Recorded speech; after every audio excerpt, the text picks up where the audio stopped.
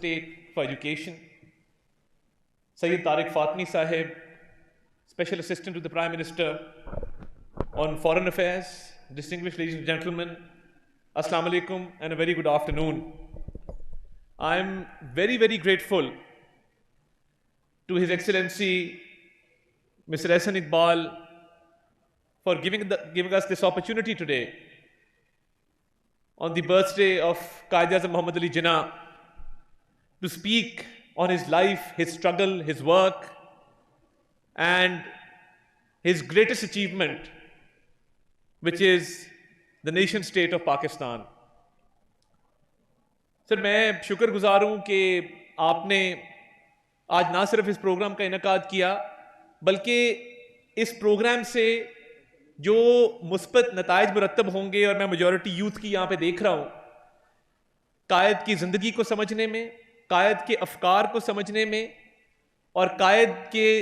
Vision को और उनके जो प्रिंसिपल्स थे उनको समझने में हमें बहुत आसानी होगी। मैं अपने आप को इस काबिल नहीं समझता कि मैं इस मौजू पे बहुत ज़्यादा रोशनी डाल सकूं, मगर मैं चंद मारूज़ात अपनी ज़रूर पेश करूंगा कि 1876 में वज़ीर मैंशन कराची में पैदा होने वाले मोहम्मद अली जिन्ना की ज़िंदगी के जो 3 प्रिंसिपल्स थे यूथ को लेके, that is hope, determination and Perseverance, ये तीनों चीज़ें उन्होंने अपनी ज़िंदगी में किस तरह अपनाई। फॉर अ मोमेंट अगर आप सोचें कि जब वो 1892 में पहली अप्रेंटिसशिप करते हैं लंदन में जाके, he was only 16 years old. और मैं इस पे यूथ की तवज्जो चाहूंगा कि आप सोचें कि 16 साल का एक बच्चा जो कराची से लंदन जाता है और लंदन में अप्रेंटिसशिप करता है, और अप्रेंटिसशिप के दौरान वो ये फैसला करता है कि मैंने अपना करियर जो है वो लॉ की फील्ड में परसू करना है। और जब वो ये फैसला करता है, and I am talking about determination and Perseverance, और ये कहने का मकसद ये है कि जो चीज आप ठान लें, फैसला कर लें और डिटर्मिन्ड हो जाएं, तो फिर अल्लाह ताला आपकी मदद करता है and you can achieve the impossible. और क्या नतीजा निकला इस चीज का कि जब 16 साल के मोहम्मद अली जिन्ना ने यह फैसला किया कि मैंने अप्रेंटिसशिप के बाद मैंने लॉ करना है, मैंने लिंकन्स इन जाना है, और लिंकन्स इन जाने की वजह भी मैं आपको बयान करूंगा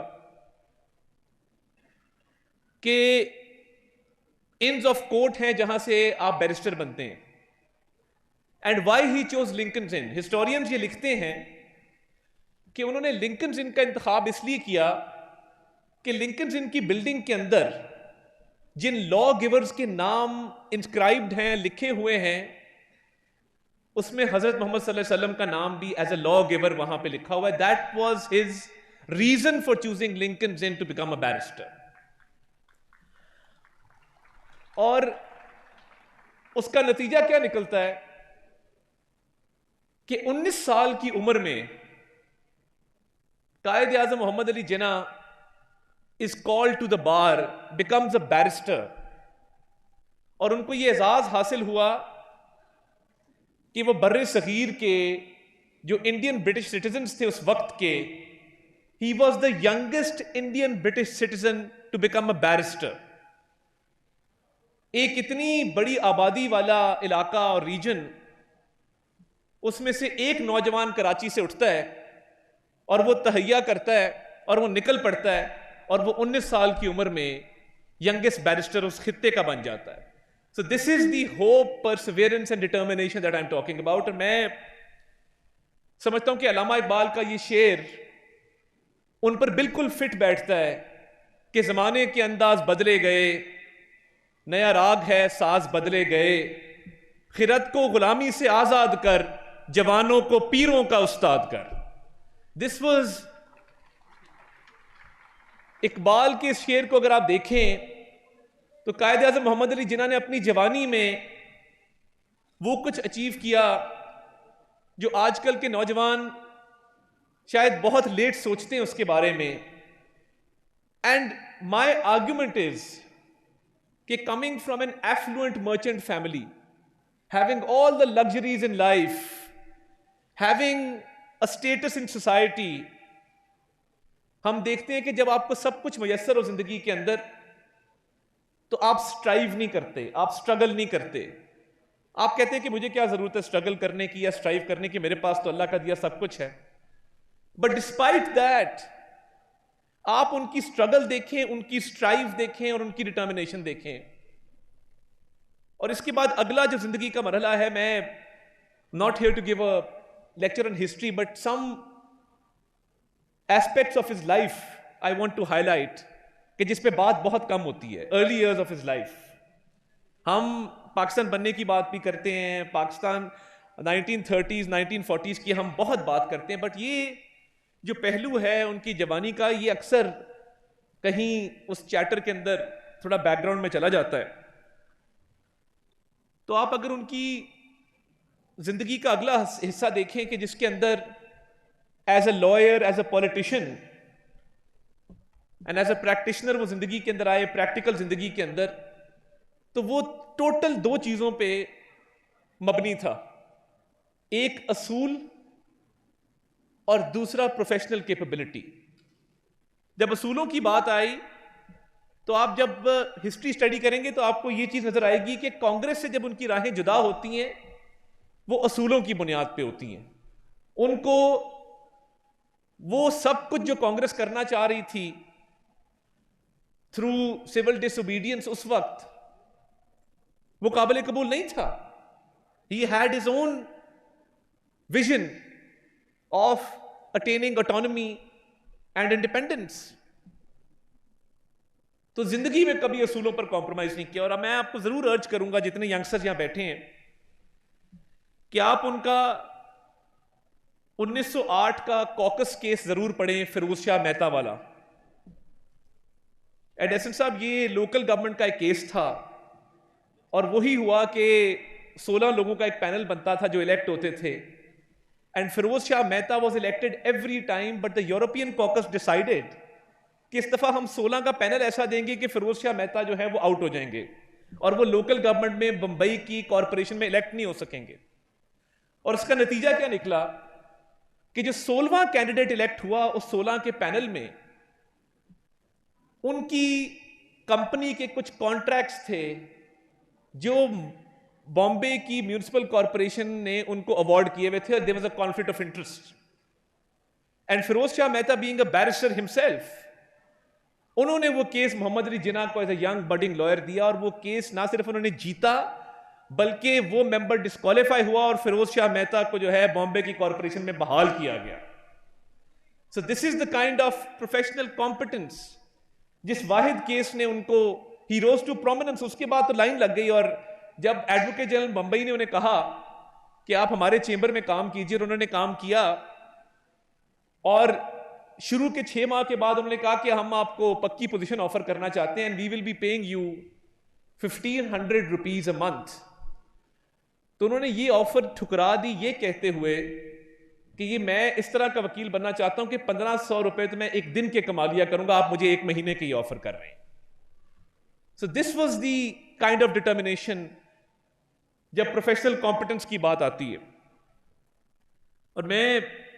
ये जरूर कहना चाहूंगा कि एक एस्पेक्ट ये भी है कि जब उनको for his parliamentary performance as a parliamentarian knighthood offer किया गया 1925 में लॉर्ड रीडिंग की तरफ से, तो उन्होंने वो ऑफर ठुकराई और उन्होंने कहा कि I would prefer to be called plain mister Jinnah. और नाइटहुड ठुकराना उस वक्त मेरा ख्याल है बहुत कम ये ट्रेंड था कि कोई नाइटहुड को भी ठुकराए। और फिर बाकी इट्स पार्ट ऑफ हिस्ट्री कि साइमन का पाकिस्तान आना, जिन्ना की ऑपोजिशन, लाहौर डेक्लेरेशन और 2 नेशन थियरी को वो हैमर करते रहे। जिस तरह आजकल कहते हैं ना कि नैरेटिव बनाने के लिए जरूरी होता है कि एक पॉइंट को आप हैमर करते रहें। एक असूल जो उन्होंने नहीं छोड़ा वो 2 कौमी नजरिया था, that was the 2 nation theory. और आज जब हम भारत के अंदर देखते हैं कि इस मॉडर्न डे एंड एज में भी Hindutva is on the rise, जहां पे हम देखते हैं कि एक बहुत बड़ी स्टेट का चीफ मिनिस्टर एक मुसलमान खातून के चेहरे से नकाब को नोचता है, तो वो सिर्फ एक खातून का नकाब नहीं नोचा गया, उसने तमाम मुसलमान खवातीन का नकाब नोचा, उनकी डिग्निटी को उसने कॉम्प्रोमाइज करने की कोशिश की है। Every such act it endorses, strengthens and legitimizes the two nation theory according to which Pakistan came into being. हर गुजरते दिन के साथ हमारा ईमान पक्का होता है और हमारा जो बिलीफ है ये स्ट्रांग होता है कि टू नेशन थियरी, जिसके कायदे आजम सबसे बड़े एडवोकेट थे और जिस टू नेशन थियरी की स्ट्रगल के नतीजे में आज ये मुल्क बना और हम आजाद फिजाओं में सांस ले रहे हैं, ये टू नेशन थियरी हमेशा दुरुस्त रहेगी। और मैं इन द कंक्लूजन आपको ये बताना चाहता हूं कि जो 1940 में जब रेडियो के ऊपर एक कॉन्फ्रेंस का इनेकाद किया गया, जिसमें गांधी भी थे, जिसमें ब्रिटिश राज के भी रिप्रेजेंटेटिव्स थे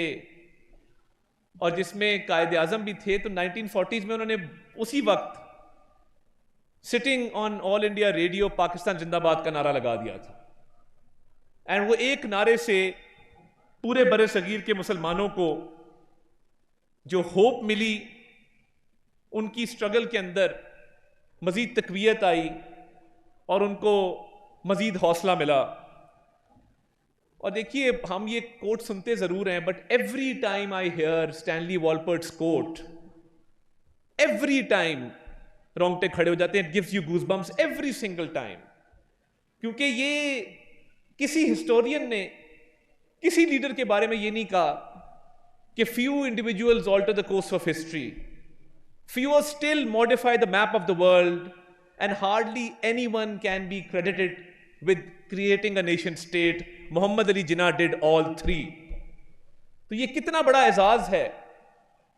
कि अल्लाह के फजल से ना सिर्फ बरे सगीर के मुसलमानों को आज़ादी दी, बल्कि तारीख के अंदर एक ऐसा नक्श बनाया which will remain for all times to come. और मैं एंड पे सिर्फ ये कहूंगा कि ये पाकिस्तान हमारी शनाख्त है, हमारा फख्र है, और इसने हमें इतना कुछ दिया है कि आज पूरी दुनिया पाकिस्तान को ना सिर्फ रेलेवेंट समझती है, पाकिस्तान की सॉफ्ट पावर को, पाकिस्तान की मिलिट्री पावर को वो मानती है। तो इस पाकिस्तान की कदर करें और अल्लाह ताला जो है वो आपको रिवॉर्ड करेगा, बिकॉज ये पाकिस्तान इस नारे के ऊपर बना था कि पाकिस्तान का मतलब क्या, ला इलाहा इल्लल्लाह। और इन अशार के साथ मैं इजाजत चाहूंगा कि जो कुछ है वो इस पाकिस्तान की मरहून मिन्नत है। ये परवीन शाकिर का एक शेर है कि बख्त से कोई शिकायत है ना अफलाक से है, बख्त से कोई शिकायत है ना अफलाक से है, यही क्या कम है कि निस्बत मुझे इस खाक से है, और बज़्म अंजुम में कबा खाक की ओढ़ी मैंने, और मेरी सारी फजीलत इसी पोशाक से है। पाकिस्तान जिंदाबाद।